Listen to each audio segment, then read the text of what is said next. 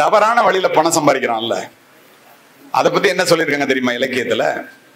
இன்னல் தரும் பொருளை ஈட்டுதலும் துன்பம், பின்னர் அதனை பேணுதலும் துன்பம், அன்னது அழித்தலும் துன்பம், அந்த பிறர்பால் இழத்தலும் துன்பமே. கோடி கோடியா சேர்த்து இன்கம் டேக்ஸ்காரன் வந்து அள்ளிட்டு போயிட்டான்னா ஒரு நாளைக்கு ராத்திரி பூரா தூக்கம் இல்லாம இருப்பான். ஆனா வெளியில ஒண்ணுமே நடக்காத மாதிரி பேசுவான். உண்டா இல்லையா? நீங்க பாருங்க. சரி, பாடுபட்டு பணத்தை தேடி புதைத்து வைக்கும். யாரால நம்மளால புதைச்சு வைக்க முடியுமா? நமக்கு இன்னைக்கு நாளைக்கு என்னங்கிறதுலே ஓடும். பாடுபட்டு பணத்தை தேடி புதைத்து வைக்கும் கேடுகெட்ட மானிடரை கேளுங்கள், கூடுவிட்டு ஆவிதான் போயின பின் யாரை அனுபவிப்பார் பாவிகால் இந்த பணம். ஏடா நீ செத்து போயிட்டனாக்க நாளைக்கு இப்படி புதைச்சு வச்சுட்டு போற பணத்தை யார் அனுபவிப்பாங்க? இங்கிலீஷ்ல சொல்லுவாங்க, we are coming with nothing, we are going with nothing, in between we are fighting for everything. People wants everything permanent for the temporary life பாங்க. நிலையில்லாத வாழ்க்கைக்கு நிலையான செல்வம்னு எல்லாத்தையும் நினைச்சிட்டு இருக்கானு உங்களுக்கு தமிழ்ல சொன்னா புரியும்னா, பாரதிதாசன் அழகா சொல்லுவார், இயற்கை அன்னை படைத்ததெல்லாம் எல்லோருக்கும் சொந்தமடா, உனது எனது என்பதெல்லாம் இடையில் மாறும் பந்தமடா, உனக்கு முன்னே இருந்த நிலம் ஊருக்காக கொடுத்த நிலம் உனக்கு பின்னும் இருக்குமடா, உரிமை என்றால் சிரிக்குமடா. என்ன அர்த்தம்னா, இந்த வீடு என்னது, இந்த நிலம் என்னது அப்படின்னு புலகாங்கிதப்படுறோம்ல, அந்த நிலம் நம்மளை பார்த்து சிரிக்குமா? டாப்பேல நான் முதல்ல வேற ஒருத்தனதா இருந்து இப்பதான்டா உன்கிட்ட வந்திருக்கேன், நீ கொஞ்ச நாள்ல போயிடுவேன், ஆனா நான் அங்கதான் இருப்பேன், நான் நாளைக்கு இன்னொருத்தன் ஆயிடுவேன், என்ன பார்த்து ஒண்ணுதுங்கிறியடா, நீ தாண்டா என்னது, நீ என்னிட்டு தான் வரணுமா? எப்படிலாம் சொல்லி வச்சுட்டு போயிருக்காங்க பாரு. இத ராபின் சர்மாவும் கண்ணதாசனும் சொல்றது சொன்னா உங்களுக்கு ஆச்சரியமா இருக்கும். கண்ணதாசன் சொல்லுவாரு, 6 ரூபாய் சம்பளத்துக்கு நான் காரைக்குடியில மளிகை கடையில பொட்டணம் அடிச்சுட்டு இருப்பேன். அவரை மாதிரி உண்மையை அப்படியே சொல்றது யாராலையும் முடியாது. அப்படியே சொல்லுவாரு, மானுட இனத்தை ஆட்டி வைப்பேன், அவர் மாண்டு விட்டால் அதை பாடி வைப்பேன், நான் நிரந்தரமானவன் அழிவதில்லை, எந்த நிலையிலும் எனக்கு மரணம் இல்லைன்னு பதிவு செஞ்சோம். இன்னைக்கு வரைக்கும் கண்ணதாசனை பேசாம எவனும் பேச முடியாது. அப்போ தன்னை பத்தி கண்ணதாசன் என்ன சொன்னார் தெரியுங்களா? தான் பெற்ற பிள்ளையை ஏன் பெற்றோம் என்றுதான் தாயன்று மாண்டு போனாள். இந்த பிள்ளை எதுக்குடா பெற்றோம்னா அவங்க அம்மா செத்து போயிட்டாங்களாம். தந்தையும் இப்பிள்ளை உருப்படாது என்றுதான் தணலிலே வெந்து போனான்.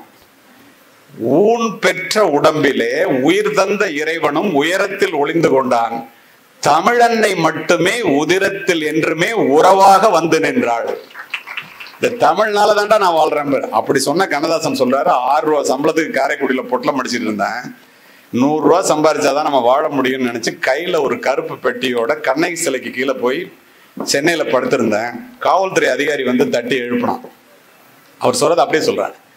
முழிச்சு பார்த்தேன், என்னடா முழிக்கிறேன்னு கேட்டான். தூங்கினவனுங்களுக்குன்னு முழிச்சா என்னையா பண்ணுவான்னு கேட்டேன். உடனே சரின்னு சொல்லிட்டு கோடம்பாக்கத்துக்கு போனேன். நான் கதை எழுதுறதுக்காக போனேன். அங்க உனக்கு பாட்டு எழுத தெரியுமான்னு கேட்டான். நல்லா கவனிங்க, நல்லா கவனிக்கிறீங்க, அதனால சொல்றேன். பாட்டு எழுத தெரியுமான்னு கேட்டான். ஓ எழுத தெரியுமே அப்படின்னா. என்ன பொழைச்சாகணும், என்ன பேர்ல எழுதுறீங்க அப்படின்னா. அப்பதான் முதலா கண்ணதாசன்ங்கிற பேர்ல எழுதுறேன்னு எல்லாம் இப்படி சொல்லுவாங்களே, கண்ணதாசன் அந்த தாசன் இந்த தாசன், அதனால கண்ணதாசன்ங்கிற பேர்ல எழுதுறேன்னு. அப்ப அங்க உட்கார்ந்து அந்த பெரிய மனுஷன் சொன்னாரு, ஓ நான் கூட படிச்சிருக்கேன் என்னாரு. ஓ சரியான இடத்துக்கு தான் வந்திருக்கோம்னு நினைச்சேங்கிறாரு. இருந்தாலும் பாட்டே எழுதுனது இல்ல, நீ எழுதுனதை நான் படிச்சேங்கிறான். இது ஒரு புரட்டான உலகம். ஓ சரியான இடத்துக்கு தான் வந்திருக்கோம், நம்ம பொழைச்சிக்கலாம்னு நினைச்சேன்னு எழுதுறாரு. எவனாவது இது மாதிரி எழுதுவான்னு நினைச்சு பாருங்க. அவரு சொல்றாரு, நான் 100 ரூபா சம்பளத்துக்கு போனவன் பாட்டு எழுத ஆரம்பிச்சோன்னா 1000 ரூபா கொடுத்தான். எனக்கு தலகால் புரியல. எப்படியும் லட்சாதிபதி ஆகி தான் காரைக்குடிக்கு போகணும்னு நினைச்சேன். திடீர்னு பாட்டு எழுதுறதுக்கு 1 லட்சம் ரூபா கொடுத்தான். எனக்கே ஆச்சரியமா இருந்துச்சு. 1 லட்சம் ரூபா ட்ரெயின்ல ஏறி உட்கார்றாரு. ஒரு படத்தை முடிக்கணும், 4 லைன் எழுதி கொடுத்துட்டு போயா, அப்பதான் என்னால படத்தை முடிக்க முடியும்னு ஒரு தயாரிப்பாளர் போய் ரயில்வே ஸ்டேஷன் நடந்த கதை, நிஜமான பதிவு. அந்த படத்துல ஒருத்தன் குடும்பத்துக்காக உழைச்சவன் உழைச்சு கடைசியா யாரும் கவனிக்காம ரத்த வாந்தி எடுத்து செத்து போற மாதிரி இருக்கு, அதுக்கு ஒரு 4 லைன் எழுதி கொடுத்துட்டு போயான்னு கேட்டான். முதல் 1 லட்சம் ரூபா வாங்கினதை சொல்றாரு. அப்ப நான் சிந்திய ரத்தத்தை ஜீரணித்தே ஒரு சொந்தம் வளர்ந்ததம்மா, அந்த சொந்தத்தை நினைக்கின்ற நேரத்திலே என் ரத்தம் சிந்துதம்மா, சித்தம் கலங்குதம்மான்னு எழுதி கொடுத்தாராம். இதுக்கு 1 லட்சம் ரூபா கொடுத்தானா. ட்ரெயின்ல போகும்போது நினைச்சாராம், சரி ஒரு பாட்டுக்கு 1 லட்சம் ரூபா வாங்க ஆரம்பிச்சிட்டான், கோடீஸ்வரன் நாய் தான் காரைக்குடிக்கு போகணும்னு நினைச்சாராம். கோடிகள் குவிந்த பின்னும் இந்த மனம் ஆறுதல் அடைகிறதா என்றால் இல்லை, நோட்டடிக்கிற உரிமையையே கேட்கிறது. இதை யார் சொல்றா? கண்ணதாசன் பதிவு செய்யறார். கடைசியா பின்னாடி எழுதுறதா முக்கியம். செல்வம் என்பது சிந்தையின் நிறைவே. ராபின் சர்மா சொல்லுவாரு, அமைதியையும் மகிழ்ச்சியையும் இழந்த கோடீஸ்வரர்களால் இந்த இந்தியா நிரம்பிக் கொண்டிருக்கிறது. கோடீஸ்வரனா இருக்கானா, ஆனா அமைதியும் மகிழ்ச்சியும் இல்லையா. அதை சொல்லிட்டு எப்படி சொல்லுவார் தெரியுமா? அருமை நண்பர்களே, மிக அற்புதமான பதிவினை எழுதுகிறான். உங்களுடைய வங்கியிலே இருக்கின்ற வளமான வங்கி கணக்கிற்கும் நலமான உடல்நலத்திற்கும் சம்பந்தமே இல்லை. ஊருக்கு நடுவிலே பெரிய வீட்டை கட்டுவதற்கும் வீட்டிற்கு நடுவிலே நல்ல குடும்பம் நடத்துவதற்கும் சம்பந்தமே இல்லை. இன்னும் புரியுற மாதிரி சொல்லணும்னா, பிபி ஏறின உடம்போட BMW கார்ல அப்போலோ ஹாஸ்பிட்டலுக்கு விறுவிறுக்க போறதை விட கள்ளக்குறிச்சியில மாவட்ட ஆட்சித்தலைவர் நடத்துற புத்தக திருவிழாவுக்கு சைக்கிள்ல வர்றவன் கோடீஸ்வரன். இதுல எந்த விதமான மாற்று கருத்தும் இல்லை. நீ யோசிச்சு பாருங்க, நான் சொல்றது உண்மையா இல்லையா? இப்படியெல்லாம் சொல்லி வைத்து விட்டு போனவர்கள் நம்முடைய பெரியவர்கள். பணம் வேணும், அதை முறையான வழியில சம்பாதிக்கணும். தப்பான வழியில சம்பாதிக்கிறவன் நிம்மதி இழந்து அமைதி இழந்து செத்து போவான். கெட்ட பேரோட உடல்நலம் குன்றி குடும்பத்தையே இழந்துடுறான். இதெல்லாம் நடக்கிறத கண்ணால பார்த்துட்டு இருக்கோம். எப்படியெல்லாம் நடக்குதுங்கிறத சொல்ல வேண்டியதில்லை உங்களுக்கு. அடுத்து, அன்பான மனைவி, நல்லதொரு குடும்பம், பல்கலைக்கழகம். இப்போ இங்க நிறைய ஆண்களே உட்காந்துருக்கீங்க, அதனால இது அவசியம் சொல்லணும்னு நான் நினைக்கிறேன். இந்த ஊடகங்கள் ஊதி பெரிதாக்குவதை போல நினைச்சோன்ன டைவர்ஸ், எடுத்த எடுப்புல நாங்க லிவிங் டுகெதர், இப்படிலாம் இந்த ஊடகங்கள் சின்ன திரை பெரிய திரை செல்போன் திரைகள் காண்பிப்பதை பார்த்து கிராமப்புறத்துல இருக்கங்களாவது அதை நம்பிராம இருக்கணுங்கிறதுக்காக இதை சொல்றேன். 1000 பேரில் 7 பேர் கூட இப்படி செய்வதில்லை. 993 பேர் ஒழுக்கமாக வாழ்கிறார்கள். உட்காந்துருக்க நீங்களே யோசிச்சு பாருங்க, யாராவது அந்த மாதிரி இருக்கீங்களான்னு. ஏன் இதை சொல்றேன்னா, இந்த ஒழுக்கமான வாழ்க்கை முறைக்கும் இந்த குடும்ப உறவுகள் நிலைத்து நிற்பதற்கும் சட்டை தூக்கிட்டு வெள்ளை சட்டை போட்டுட்டு நிக்கிற நம்ம காரணம் இல்ல. ஒழுக்கமாக வளர்க்கப்பட்ட வாழ்க்கை முறையினால் பெண்கள் கலாச்சாரம் பண்போடு வாழ்ந்ததனால் எப்படிப்பட்ட அயோக்கியனா ஆண் இருந்தா கூட அதை பொறுத்து கொண்டு அதை புறந்தள்ளி விட்டு குடும்பங்கள் பிள்ளைகளுக்காக இன்று வரை குலையாமல் இருக்கிறது என்றால் அது இந்த பெண்கள் மட்டுமே காரணம். நினைச்சு பாருங்க, உண்மையே இல்லை.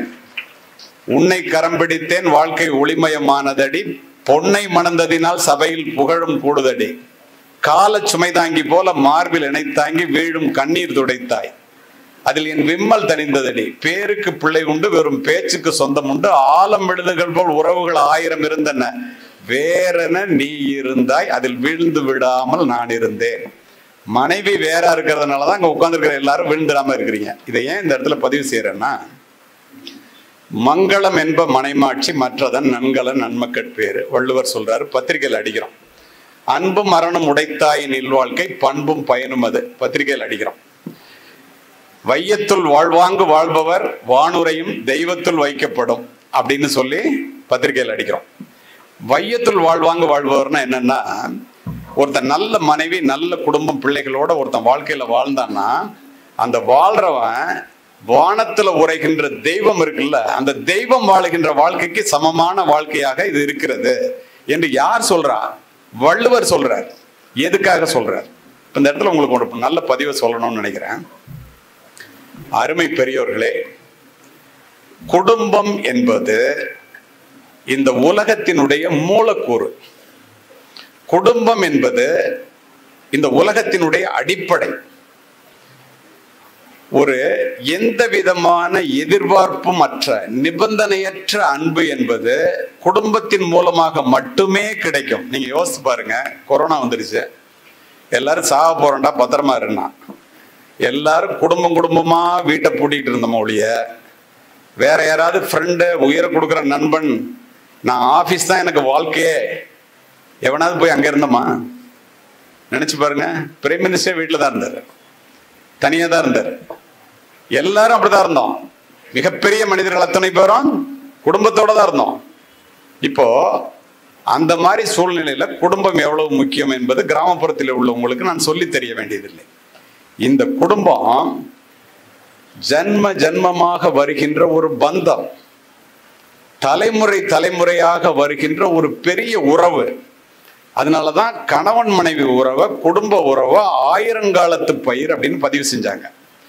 எப்படி ஒரு தூக்கணாங்குருவியினுடைய கூடு என்பது அந்த ஒற்றை குருவியினுடைய அறிவோ அனுபவமோ ஆற்றலோ அல்ல, மூதாதைய குருவிகளிடமிருந்து கற்றுக்கொண்டு எந்த மரத்திலே நார் உரிக்க வேண்டும், எந்த மரத்தின் உச்சியிலே கட்ட வேண்டும்.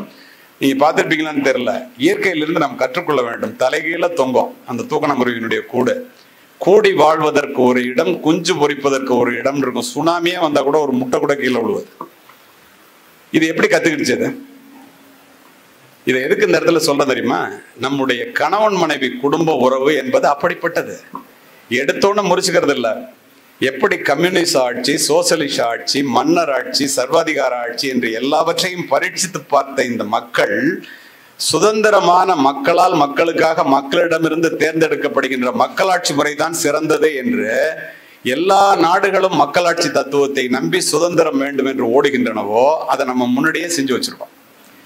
அதை போல எல்லா விதமான வாழ்க்கை முறைகளையும் பரீட்சித்து பார்த்த இந்த ஆண் பெண் குடும்ப வாழ்க்கை தான் சிறந்தது என்று தேர்வு செய்தார்கள். ஏன் தெரியுமா? குடும்ப வாழ்க்கை என்பது முதியவர்களுக்கு பாதுகாப்பு, குழந்தைகளுக்கு பாதுகாப்பு, பெண்களுக்கு பாதுகாப்பு, ஏன் ஆண்களுக்கும் கூட பாதுகாப்பு. இந்த மாதிரி ஒரு பாதுகாப்பான சமூகத்தில் மட்டும்தான் சட்டம் ஒழுங்கு நிலைநாட்டப்படும். சமுதாய சீரழிவு இல்லாமல் நிபந்தனையற்ற பாசத்தோடு இந்த குடும்பம் தலை துவங்கி தொடர்ந்து வந்து கொண்டே இருக்கிறது. இதை நாம் உடைக்க வேண்டும் என்று நினைத்தால், இதை விட நல்லது ஒரு வாழ்க்கை முறையை கண்டுபிடித்து கொண்டு உடைத்தால் பரவாயில்ல. இப்ப லிவிங் டுகெதர்னு சொல்றீங்களே, உங்களுக்கு தெரியுமா? லிவிங் டுகெதர்ல ஒருத்தனுக்கு ஒரு புள்ள பிறந்தா அதுக்கு பேர் இல்லெஜிட்டிமேட் சைல்டுன்னு பேர். கல்யாணம் பண்ணி ஒரு புள்ள பிறந்தா அது லெஜிட்டிமேட் சைல்டு. இதுக்கு எல்லா விதமான சொத்துரிமையும் உண்டு, அதுக்கு ஒன்றும் கிடையாது. 1000 காரணங்களை சொல்ல முடியும் என்னால்.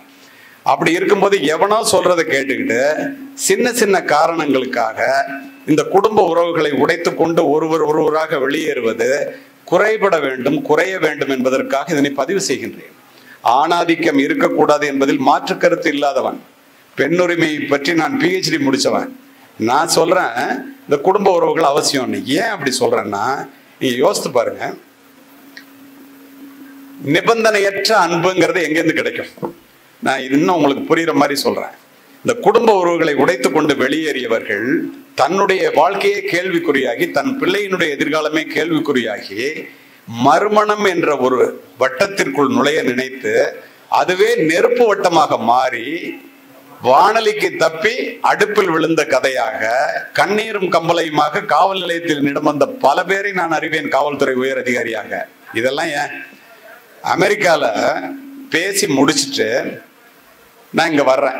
பேசி முடிக்கும் போது நடந்ததையும் பேசி முடிச்சுட்டு வரும்போது நடந்ததையும் சொல்றேன். ஹூஸ்டன்கிற ஒரு நாட்டுல பேசினேன். அதுல ஆங்கிலேயர்கள் இருந்தாங்க. அப்போ ஒரு ஆங்கில வெள்ளை அமெரிக்க தாய், தமிழ்ல சொல்றவங்க ஆங்கிலத்துல கேட்டதை எழுந்து என்கிட்ட கேட்டாங்க. ரொம்ப ஆர்வமா கவனமா குண்டூசி விழுந்தா கூட சத்தம் கேட்கிற மாதிரி கேட்குறீங்க. நல்லது ஒரு கூட்டத்தை ஏற்பாடு செய்தவர்களுக்கு நன்றி. அதனால இந்த இடத்துல அந்த அம்மா என்கிட்ட கேட்டாங்க, அமெரிக்காவுக்கு வந்து இந்தியாவிலேருந்து வர்ற எல்லாரும் ஒழுக்கமாகவும் உன்னதமானவர்களாகவும் கடுமையான உழைப்பவர்களாகவும் பெற்றோர்களை பேணி பாதுகாப்பவர்களாகவும் இப்படிலாம் இருக்காங்களே சார், எப்படி சார் இது சாத்தியம்? எங்க பிள்ளைங்க அந்த மாதிரி இல்லையே, என்ன காரணம் அப்படின்னு கேட்டாங்க. நான் சொன்ன அடுத்த நொடி சொன்னேன், உலகத்திலேயே தனக்காக சொத்து சேர்க்காத அப்பாவும் தனக்காக சமைக்காத அம்மாவும் இந்தியாவை தவிர எந்த நாட்டிலும் இல்லை. We are living for the next generation அப்படின்னு சொன்னேன். அப்படியா சார்? எங்களால் அது முடியாது சார் அப்படின்ட்டு உட்காந்துருச்சு. ஏன்னா 18 வயசான இருக்கிற வீட்டுக்கு நீ மேஜர் ஆகிட்டா போய் வேலை சம்பாரிச்சு இருக்கிற வீட்டுக்கு காசு கொடுறாமா யார்? அப்பம் பிள்ளைகிட்ட சொல்லுவோம். அந்த மாதிரி நாடுகளை நான் இது வரைக்கும் 27 நாடுகளில் ஒரே நிகழ்த்தவன் எல்லாத்தையும் பார்த்துருக்கேன். 18 மணி நேரம் பயணம் ரிட்டர்ன் ஆகி வர்றோம். பெண்கள் மாநாட்டுக்கு போயிட்டு ஒரு 4 பெண்கள், இந்திய பெண்கள், தமிழக பெண்கள் உட்பட 4 பேர் வந்தாங்க. என்ன அடையாளம் கண்டுட்டாங்க, என்ன வந்து பேசினாங்க. நான் என்னுடைய மனைவி அறிமுகப்படுத்தி வைத்தேன். உங்க மாநாட்டில் என்ன விசேஷம்னு கேட்டேன். ஆண்கள் புரிந்து கொள்ள வேண்டும், பெண்களும் தெரிந்து கொள்ள வேண்டும். அவங்க உடனே சொன்னாங்க, சார் ஒரு நல்ல செய்தி இருக்கு அப்படின்னாங்க. என்னன்னு கேட்டேன். அவங்க சொன்னதை அப்படியே சொல்றேன். மேலை நாட்டு பெண்கள் மாநாட்டு தலைவியினுடைய நடை உடை பாவனைகளை, ஹை ஹீல் செருப்பு, லிப்ஸ்டிக், நுனிநாக்கு ஆங்கிலம் இதெல்லாம் பார்த்து நம்மவர்கள் வியந்து போய் பார்த்து கொண்டிருக்கும் போது மாநாட்டு தலைவி இந்திய பெண்கள் எங்க இருக்கிறாங்கன்னு கேட்டுட்டு எங்கிட்ட வந்தாங்க. அவங்க ஆங்கிலத்தில் சொன்னதை நான் அவங்ககிட்ட தமிழ்ல சொல்றேன் சார். அவங்க என்கிட்ட சொல்றாங்க, உங்களிடம் நாங்கள் தோற்று போய்விட்டோம். எப்படி எங்கள்கிட்ட நீங்க தோற்று போனீங்கன்னு நான் கேட்டேன். உலகமே போற்றுகின்ற ஒருவனுக்கு ஒருத்தி என்ற உடன்பாட்டை நாங்கள் உடைத்து விட்டோம், நீங்கள் உடைக்கவில்லை. நிபந்தனையற்ற அன்பு இன்றி மனநலம் நோயாளிகளாக மாறி மருத்துவர்களிடம் செல்கின்ற அமெரிக்கர்களினுடைய எண்ணிக்கை அதிகமாகி விட்டது. உங்களுக்கு எனது பாராட்டுகள்னு சொன்னாங்க சார். யோசித்து பாருங்க, எத்துணை உண்மை. கண்ணதாசன் தான் இங்கேயும் கூப்பிடணும். பொய்யான சில பேருக்கு புது நாகரீகம், புரியாத பல பேருக்கு இது நாகரீகம், முறையாக வாழ்வோருக்கு எது நாகரீகம், முன்னோர்கள் சொன்னார்கள் அது நாகரீகம். முன்னோர்கள் என்ன சொன்னாங்க? ஒருவனுக்கு ஒருத்தின்னு சொன்னாங்க. இதுதான் வாழ்க்கை. அப்போ குடும்பங்கிறதுல இருந்துங்க பிரச்சனை இல்லாத குடும்பம் உலகத்துல கிடையாது. பிரச்சனை இருக்கும். ஆனா குடும்பத்துல பிரச்சனை வரும்போது கடைசி வார்த்தை என்னுடையதாக இருக்க வேண்டும் என்று மனைவியும், கடைசி வார்த்தை தன்னுடையதாக இருக்க வேண்டும் என்று கணவனும் நினைத்தால், வார்த்தைகளால் வாழ்க்கை இழந்தவர்கள் வானத்து நட்சத்திரங்களை போல என்று அது முடிவே இல்லாமல் போய்விடும். அப்ப என்ன செய்யணும்? கணவன் மனைவியிடம் தோற்க வேண்டும், மனைவி கணவனிடம் தோற்க வேண்டும். அப்போதுதான் குடும்பம் ஜெயிக்கும். நம்முடைய எண்ணம் குடும்பம் ஜெயிக்க வேண்டும் என்பதுதானே ஒழிய நம்மில் யார் ஜெயிப்பார்கள் என்பது அல்ல. அந்த காலத்திலையும் பிரச்சனை இருந்துச்சு. இலக்கியத்துல எல்லாம் பெரியவங்களா இருக்கிறீங்க, அருமையான பதிவு ஒன்றை சொல்றேன், நீங்களே புரிஞ்சுக்கணும். கணவன் மனைவிக்குள்ள சண்டை, விவசாய குடும்பம். கணவன் சாப்பிடாம கோவத்தோட வயலுக்கு போயிடுறான். இலக்கிய பதிவு நான் சொல்லுவது சற்று கூட விரசமில்லாத பதிவு. அதனால இந்த காவல்துறை அதிகாரியான நான் பெரியவர்கள் இருக்கின்ற இடத்திலே குடும்ப நன்மை கருதி பதிவு செய்கின்றேன். அங்கிருந்து படிங்க. அங்கிருந்து வர்றான், எப்படியாவது இந்த பொண்டாட்டிகிட்ட திரும்ப சண்டை போட்டு நம்ம தான் நியாயம்னு சொல்லி உணர்த்தணும்னு வர்றான். இவன் ஒரு முடிவோடு இருக்கான். குழந்தை அழுவுது, தொட்டில போட்டு ஆடிட்டு இருக்கான். வந்தவொடனே கேட்கறான், ஏண்டி குழந்தை அழுவுதுங்கிறான். தெரியலங்கிறான். நீ அடிச்சியா அப்படிங்கிறான். வம்பளுக்கணும்ல. உடனே அவ சொல்றா, ஐயோ உன் பிள்ளைய நான் அடிக்கல, நீ வேணா கன்னத்தை பாரு, என்னுடைய விரல் எல்லாம் பதிஞ்சிருக்கான்ட்டு. அதை எப்படி தெரியுமா சொல்றா? யாரும் அடிக்கவில்லை, ஐவிரலும் பதியவில்லை, தானே அழுகின்றான், தம்பி துணை வேண்டும் என்று. சண்டையே முடிஞ்சு போச்சு. கணவன் மனைவிக்குள்ள சண்டை வந்தா மன்னிப்பு கேட்கணுங்கிற அவசியம்லாம் இல்லை. சாப்பிட வாங்கன்னு மனைவி கூப்பிட்டா நீ சாப்பிட்டியாமான்னு கணவன் கேட்டா சண்டை முடிஞ்சு போச்சு. இது இல்லாம each has got what the other has not, each complete the other and completed by the other. ஒருவருக்கு இல்லாதது ஒருவரிடம் இருக்கின்ற காரணத்தினால் இயற்கையாக இரண்டு பேரும் இணையும் போது அது முடிவு பெறுகிறது, நிறைவு பெறுகிறது என்பதுதான் வாழ்க்கையினுடைய தத்துவமே. இதை நாமும் புரிந்து கொள்ள வேண்டும், நம்முடைய பிள்ளைகளுக்கும் சொல்ல வேண்டும். வள்ளுவர் என்ன சொல்றாரு? உடம்போடு உயிரிடை என்ன மற்றென்ன மடந்தையோடு எம்மிடை நட்பு. உடம்புக்கும் உயிருக்கும் உள்ள நட்பு என்னவோ அதுதான்டா கணவன் மனைவி உறவுங்கிறார். குறுந்தொகையில ஒரு அற்புதமான பாட்டு தமிழறிந்த வாதியார்கள் ஆசிரியர்களை நான் பார்க்கின்றேன். யாயும் ஞாயும் யாராகியரோ எந்தையும் நுந்தையும் எம்முறை கேளிர், யானும் நீயும் எவ்வளி அரிதும் செம்புல பெயர் நீர் போல அன்புடை நெஞ்சம் தாம் கலந்தனவே. இது பாடல். பொருள் என்ன தெரியுமா? செம்மண் நிலத்துல மழை பெஞ்சிச்சுன்னா சிகப்பு கலரு தண்ணியும் சேர்ந்து சிகப்பா ஓடாது, திரும்ப பிரிக்க முடியாது இல்ல. கணவன் மனைவியின் நீ தேர்வு பண்ணி திருமணத்தின் மூலம் இணைந்து விட்டால் அந்த பிரிக்க முடியாத மண்ணும் தண்ணி மாறிட உன்னோட வாழ்க்கைன்னு சொன்னவன் தமிழன் 2000 வருஷத்துக்கு முன்னாடி. அடிதாங்கும் அளவையின்றி அனலன்ன வெம்மையால் கடியவே கணங்குழாய் ஆங்கோர் காட்டுள் துடியடி கயந்தலை குலுங்கிய சின்னீரை பிடி ஊட்டி பின் உண்ணும் களிறு. இது கலித்தொகை பாட்டுகளை அர்த்தத்தை மட்டும் சொல்றேன், ஆச்சரியப்படுவீங்க. களிறுனாக்க ஆண் யானை, பிடின்னா பெண் யானை. 2 யானை கணவன் மனைவி, ஆண் யானையும் பெண் யானையும் தண்ணி இல்லாம கோடை காலத்துல ஓடுது, உயிரே போயிடும் போல இருக்கு. காணல் நீரை தண்ணி நினைச்சு ஓடி ஓடி சாக போற சூழ்நிலைக்கு வந்துருச்சு. ஒரு குட்டையில தண்ணி கொஞ்சம் இருக்கு, 2ம் போகுது, 2 துதிக்க வைக்க. எது சாப்பிடுதோ அது அதான் உயிரோட இருக்கும், இன்னொன்னு செத்துரும். தண்ணி குறையவே இல்லை, 2 துதிக்க வச்சிருக்க. ஒருவர் மீது ஒருவர் வைத்திருக்கின்ற அன்பை ஆண் யானையும் பெண் யானையும் பார்த்து விட்டு அது 2 கண்ணில் தண்ணீர் வருது. அதற்கு அப்புறம் கூட பிடி ஊட்டி பெண் யானைக்கு ஊட்டி விட்டுத்தான் மீதம் இருந்ததை களிறு உண்டது. 2000 வருஷத்துக்கு முன்னாடி சொல்லியிருக்கான் ஒரு மனைவியை கணவன் எப்படி பார்த்துக்கணும். நினைச்சு பாரு. எத்தனை பேர் நாம் மனைவியை இப்படி பார்த்துக் கொள்கிறோம், பார்த்து கொள்ள வேண்டும் என்பதற்காக இந்த பதிவு. மாதா மரிக்கின் மகன் நாவின் நற்சுவை போம், தாதா எனில் கல்வி தான் அகலும், ஓதி உடன் வந்தோர் மரிக்கின் தோல் வழி போம், மனையாளந்தோ இவை யாவும் போம். என்ன அர்த்தம்? அம்மா செத்து போனா வாய்க்கு ருசியா சாப்பாடு கிடைக்காதான், அப்பா செத்து போனா படிப்பை தொடர முடியாதான், கூட பிறந்தவன் செத்து போனா வலிமை போயிடுமா, மனைவி செத்து போனா இது எல்லாமே போயிடுமா. அவன் என்ன சொல்றான் அடுத்தது? நீரின் அருமை கதிரில் தெரியும், நிலத்தின் அருமை பயிரில் தெரியும், பணத்தின் அருமை வறுமையில் தெரியும், படிப்பின் அருமை அறிவில் தெரியும், தந்தையின் அருமை பண்பில் தெரியும், தாயின் அருமை அன்பில் தெரியும், மகனின் அருமை நேசத்தில் புரியும், மகளின் அருமை பாசத்தில் புரியும், மனைவியின் அருமை இவை அனைத்திலும் தெரியும், ஆனால் அவள் இறப்பிற்கு பின்பே இந்த ஆண்களுக்கு புரியும். நினைச்சு பாருங்க, இருக்கும் போதே மனைவியை கொண்டாட வேண்டும் என்பதற்காக நம்முடைய மூத்தவர்கள் என்னவெல்லாம் சொல்லி சென்றிருக்கிறார்கள் என்று. இப்படிப்பட்ட குடும்பங்கள் இருந்தால் வீடு நன்றாக இருக்கும், நாடு நன்றாக இருக்கும், பிள்ளைகள் நன்றாக இருப்பார்கள். நான் பேச ஆரம்பிச்சு 50 நிமிஷம் இருக்கு, இன்னும் 10 நிமிஷம் இருக்கு. எனக்கு கொடுக்கப்பட்ட நேரம் 1 மணி நேரம். இப்போ நல்ல குடும்பம் வேணும்னு சொல்லிட்டு பேசிட்டேன். அறிவுள்ள பிள்ளைகள்னு சொன்னேன். அது என்ன? பிள்ளைங்க அறிவா இருக்கணும் அப்படின்னு எல்லாரும் ஆசைப்படுறோம். ஆனா எல்லா பிள்ளைகளும் அறிவா இருக்கா? ஏன் இல்லை? ஆங்கிலத்தில் சொல்லுவாங்க, being a positive role model is the fastest and most powerful way to teach children because children do not hear your words as deeply as they feel your actions. தமிழ்ல சொல்லணும்னா, இந்த பிள்ளைங்க எல்லாம் நீங்க சொல்றத கேட்காதான், ஆனா நீங்க செய்யறத செய்யுமா.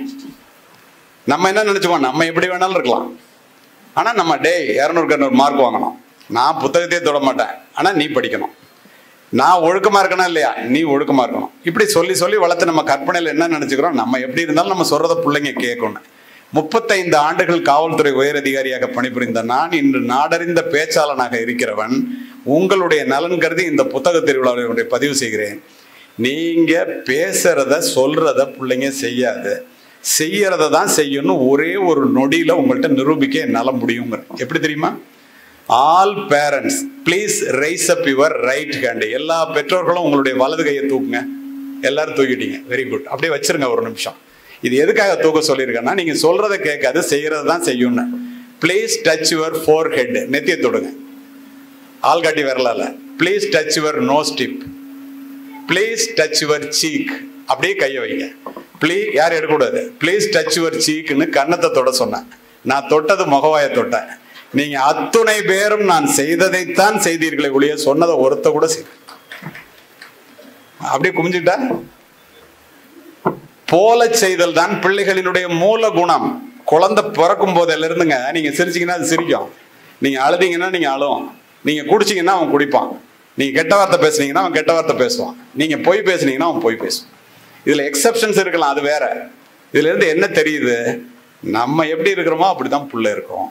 அது மட்டுமல்ல நண்பர்களே, மிகப்பெரிய உளவியலாளர் மேடம் ஜெனி கோல் என்பவர் பதிவு செய்கிறார்.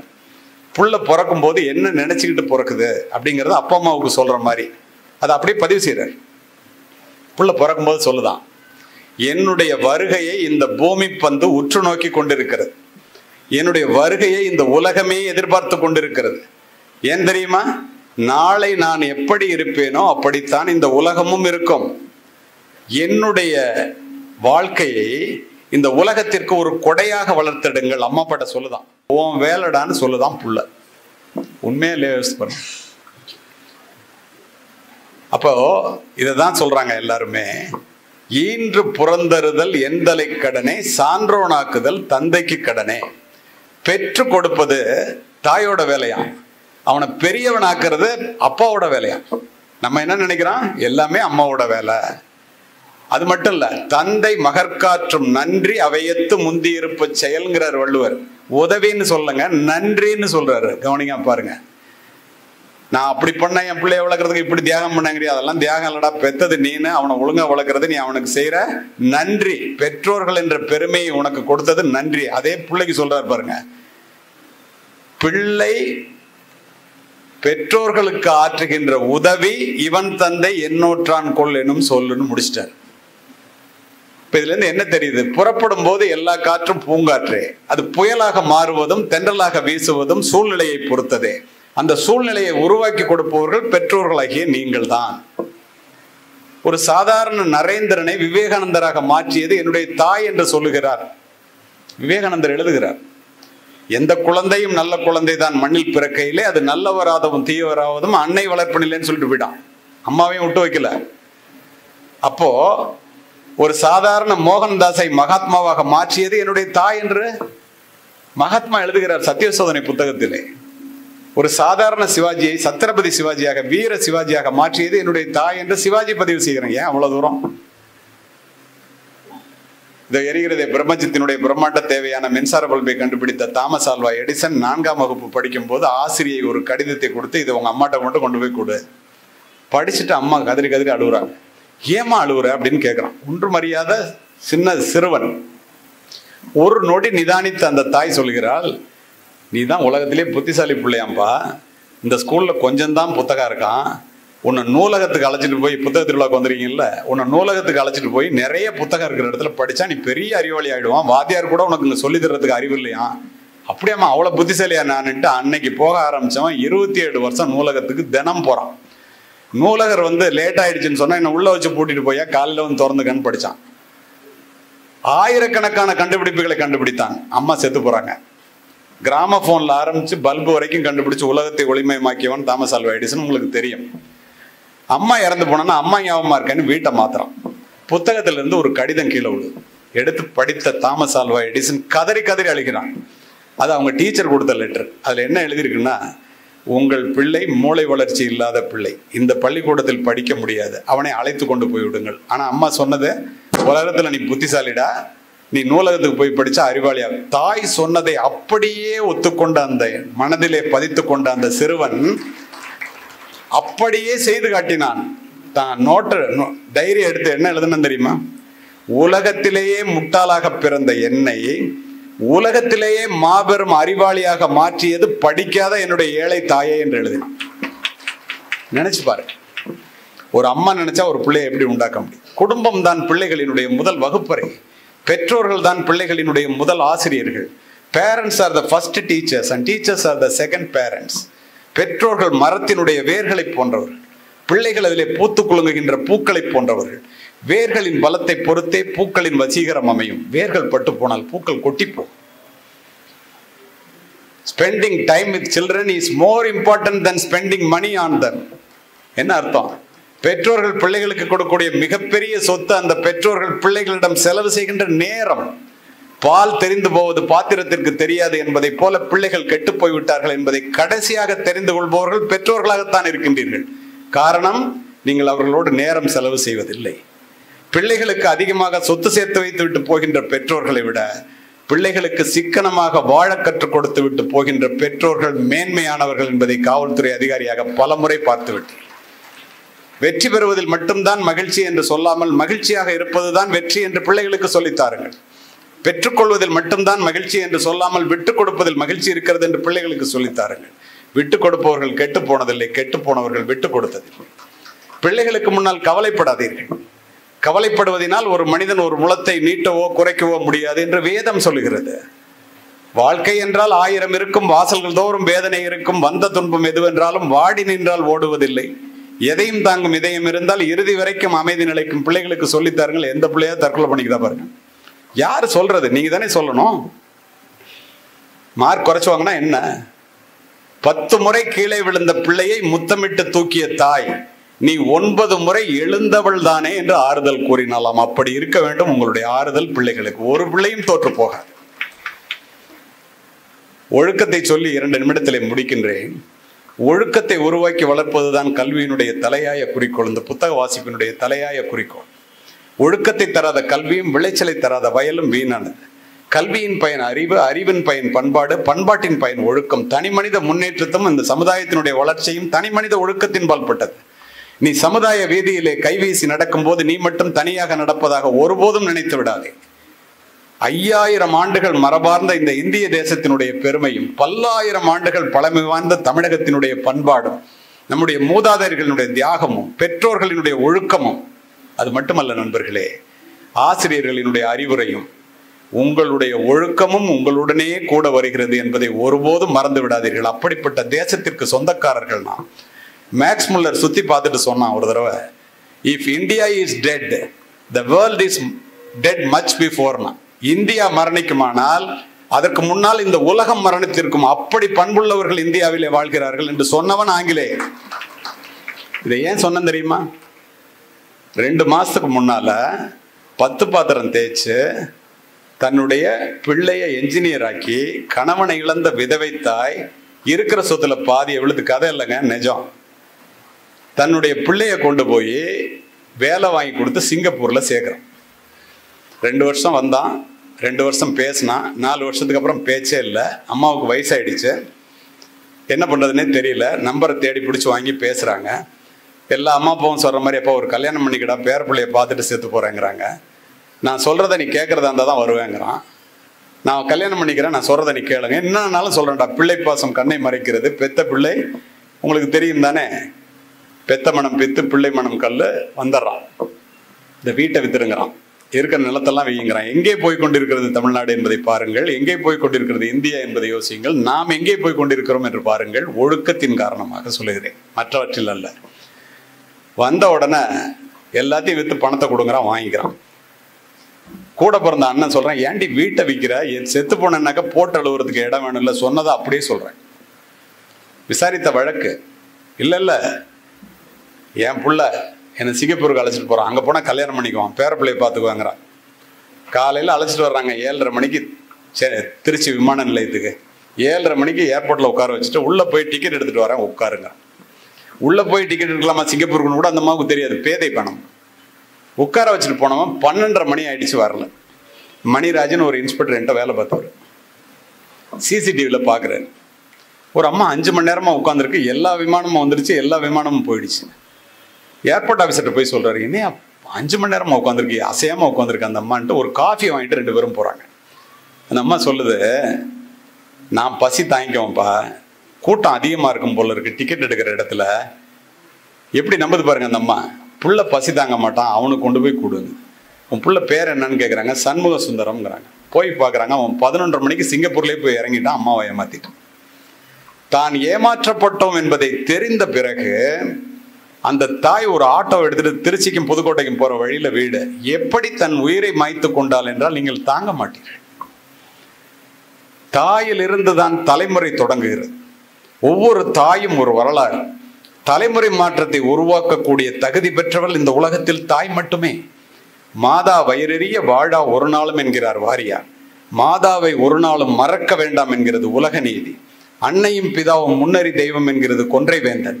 யார் இல்லை என்றால் இந்த உலகத்தில் நீ பிரவேசித்திருக்கவே முடியாதோ, யாரை இழந்து விட்டால் நீ திரும்ப பெற முடியாதோ, அவளுடைய பெயர் தானடா தாய் என்று பதிவு செய்கிறார் விவேகானந்தர்.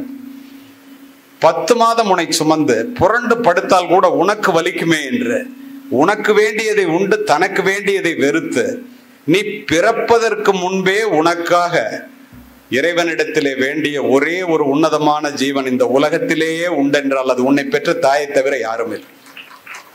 யோசித்து பாருங்கள், எவ்வளவு நெகிழ்ச்சியா கேட்டுருக்கீங்கன்னு பார்க்கும்போதே எனக்கு தெரியுது. என்னுடைய நல்ல குணங்கள் எல்லாவற்றுக்கும் காரணம் என்னை பெற்றெடுத்த தாயே என்று பதிவு செய்கிறான் ஆபிரகாம் லிங்கன். என்னுடைய தாயினுடைய காலடியிலே தான் சொர்க்கம் இருக்கிறது என்கிறார் நபிகள் நாயகம். உண்டாக்கி பால் ஊட்டி வளர்த்த தாயை உமையவள் என்று உணர்ச்சி கட்டீர் என்கிறான் பாரதி. தாயை போற்றி வீழ்ந்தவனும் இல்லை, தாயை தூற்றி வாழ்ந்தவனும் இல்லை. கண்ணை விளக்காக்கி கையை தொட்டிலாக்கி இரத்தத்தை பாலாக்கி வளர்ப்பவள் அல்லவா தாய். ஓலை குடிசையிலே ஒழுகும் மழை நீரை குழந்தை மேல் படாமல் காப்பதற்காக ஒவ்வொரு தாயும் தன்னுடைய உடலை கூடாரமாக்குகிறாள். நாம் நனைந்திருப்போம் மழை நீரால் அல்ல, தாயினுடைய கண்ணீரால். நீங்க யோசித்து பாருங்களேன், வீட்டிலே சோறு சுவையாக இருந்தால் நீங்க எல்லாம் சாப்பிடுவீங்க, அப்பாலாம். சோறு நன்றாக இருந்தால் பிள்ளைங்கள்லாம் சாப்பிடுவீங்க. சோறு மிச்சம் இருந்தால் மட்டுமே உன்னை பெற்ற அம்மா சாப்பிடுவாள். வெளியில போய்விட்டு வீட்டிற்கு வருகின்ற பிள்ளை மழையில நனைந்து வந்தால் கொடை எடுத்துட்டு போயிடக்கூடாதா அப்பா?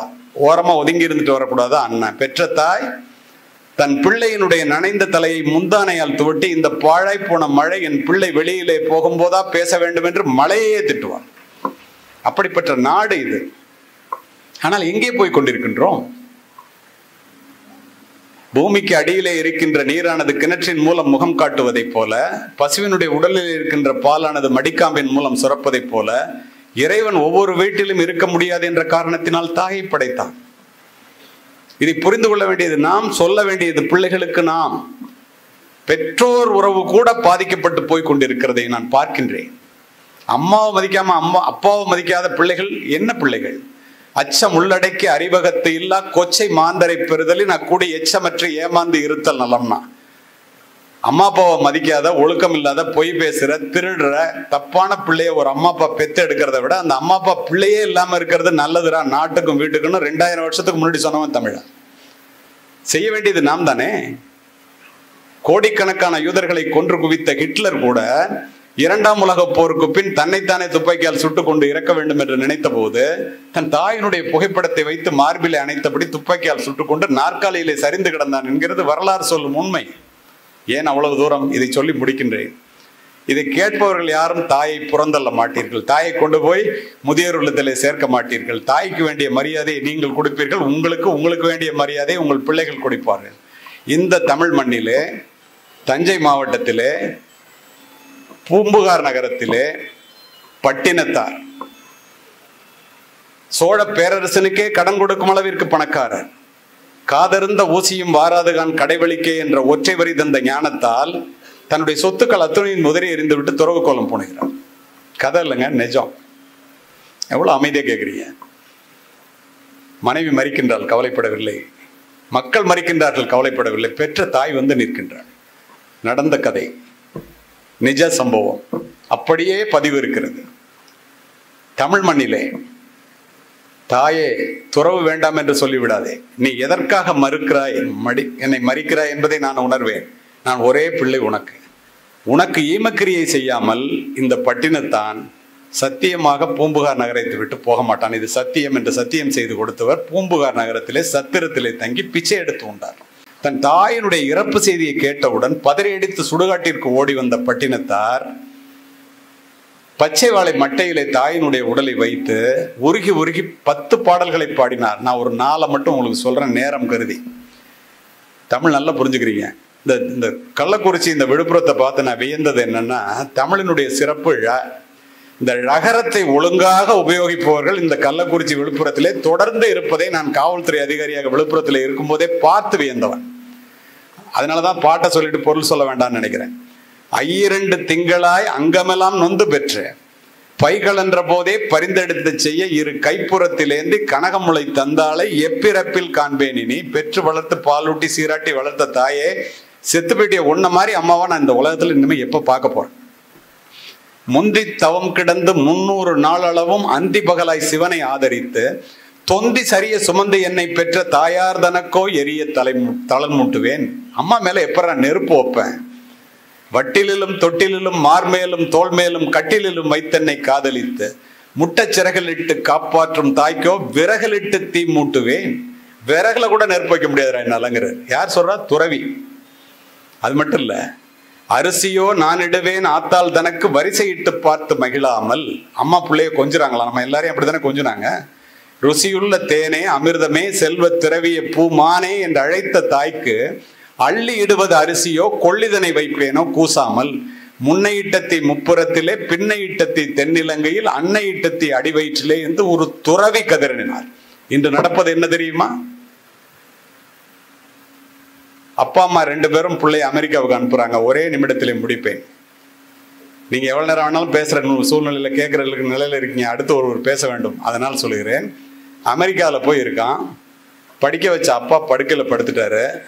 ஃபோன் பண்ணுறது கூட இல்லை. புள்ள மேலே கவலை. வாடா அப்படின்னு அம்மா கூப்பிட்றாங்க, வரல. அங்கே போய் ஒரு கல்யாணத்தை பண்ணிக்கிட்டான். பொண்டாட்டி சொல்கிறத கேட்குறான். படிக்க வச்சு வளர்த்த ஆளாக்கி அம்மா அப்பாவை மறந்துட்டான். பாடம் படிப்பதற்கு பண உதவி செய்த சித்தப்பா பேசுறாரு, செத்துப்போ போறாரா, கொல்லி வைக்கிறதுக்காவது வருவியோ வரமாட்டியான்னு.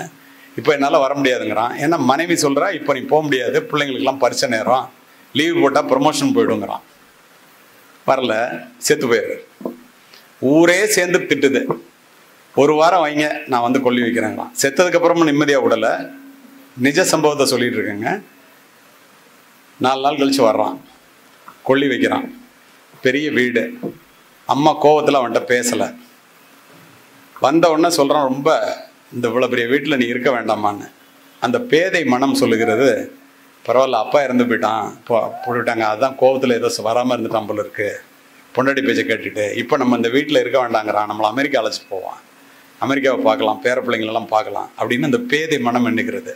அவன் சொல்கிறான், 2 கோடி ரூபாய்க்கு வித்துட்டமா, அதனால இந்த வீட்டில் நீ இருக்க முடியாது, உன்னை முதியோர் இல்லத்துக்கு அழைச்சிட்டு வந்து விடுறேன்னு கதற கதற காரில் அழைத்து கொண்டு 50,000 ரூபா பணத்தை கொடுத்து, நிறைய பேர் கண்ணை துடைக்கிறீங்க நான் பார்க்குறேன், முதியோர் இல்லத்தில் விட்டுட்டு கண்ணாடியை கூட இறக்காமல் போகிறான். 18 மணி நேர விமான பயணம் போய் அங்கே இறங்குறான். பொண்டாட்டிக்கு என்ன வேணுமோ, பிள்ளைங்களுக்கு என்ன வேணுமோ வாங்கிட்டு போகிறான். காலையில் சாப்பிடும்போது ஸ்வீட் வைங்கிறான். அப்போ தான் ஞானோதயம் பிறந்த மாதிரி. தமிழ்நாட்டு பொண்ணு அங்கே இருந்தவளை தான் கல்யாணம் பண்ணிக்கிறான். இல்லை துக்க வீட்டில் ஸ்வீட் சாப்பிடக்கூடாதுங்கிற. கருமாதியெல்லாம் முடிச்சுட்டு வந்துட்டா நீ ஏன் துக்க வீடுங்கிற. இல்லை, துக்கம் நடந்து இன்னும் 24 மணி நேரம் கூட ஆகலை, நீ விமானத்தில் வரும்போதே உங்கள் அம்மா முதியோர் இல்லத்தில் இறந்துட்டாங்க. அப்படியே சரிஞ்சு உட்கார்றான். கண்கெட்ட பின் சூரிய நமஸ்காரம். பட்டினத்தார் என்ன செய்தார், இன்றைய பிள்ளைகள் என்ன செய்கிறார்கள்? முதுமையிலே நிறைவான வாழ வேண்டும் என்றால் 40 வயது 50 வயதிலிருந்து 60 வயதுக்கு மேலே நமக்கு தேவையான பொருளை சேர்த்து வைத்து கற்றுக்கொள்ளுங்கள். பெரியவர்கள் அத்துணை பேரும் அறம் சார்ந்த வாழ்க்கையாக இருக்கும்போது இருந்த நிலை பொருள் சார்ந்த வாழ்க்கையாக மாறி போன பிறகு இல்லை. இதை புரிந்து கொள்ள வேண்டியது உங்களுடைய கடமை. இந்த மக்கள் அத்தனை பேரையும் சாதனையாளர்களாக மாற்றணும்னு தேடி சோறு நிதந்தென்று பல சின்ன சிறு கதைகள் பேசி மனம் வாடி துன்பமிக உழன்று பிறர் வாட பல செயல்கள் செய்து நரை கூடி கிடப்பருவம் மீதி கொடும் கூற்றுக்கு இறையன பின் மாயும் பல வேடிக்கை மனிதரை போல் வீழ்வேன் என்று நினைத்தாயம் பாரதி. பிறந்தோம் வளர்ந்தோம் சாப்பிட்டோம் கல்யாணம் பண்ணிட்டோம் செத்து போயிட்டோன்னு இல்லாமல் ஏதேனும் சாதிக்க வேண்டும் என்றால் புத்தக திருவிழாவிற்கு வந்து புத்தகங்கள் வாங்கினால் மட்டும் பத்தாது, வாங்கப்பட்ட புத்தகங்கள் வாசிக்கப்பட வேண்டும். அரங்கத்தில் நுழையும் போது இத்துணை காலியான சேர்கள் இருக்கிறதே என்று நினைத்து கொண்டு என்னுடைய பேச்சினுடைய வலிமை என்ன, அது ஒழுங்காக இருந்தால் இந்த அரங்கம் நிறைய வேண்டும் என்று நினைத்தேன். அரங்கம் நிறைந்து நூற்றுக்கணக்கான பேர் அமர்ந்திருக்கிறார்கள். தமிழுக்கு தாய் தமிழுக்கு நன்றி. அமைதி பார்த்த உங்கள் அத்தனை பேருக்கும், மேடையை அலங்கரித்த PA ஜெனரல், DRO, RDO, வாய்ப்பு கொடுத்த கலெக்டர் அத்தனை பேருக்கும் நன்றி சொல்லுகின்றேன். தொடர்ந்து gratitude is the mother of all virtues மா சிசாரா ரோமன் எம்பையர் குமரன் என்ற தாசில்தார் தொடர்ந்து என்னை அழைத்து கொண்டே இருந்தார். நான் பார்த்தது கூட இல்லை. அவருக்கும் என்னுடன் வந்து இதுவரை வந்த பாஸ்கர் என்ற டெப்டி தாசில்தார் அவர்களுக்கும் நன்றி கூறி விடைபெறுகின்றேன். நன்றி, வணக்கம்.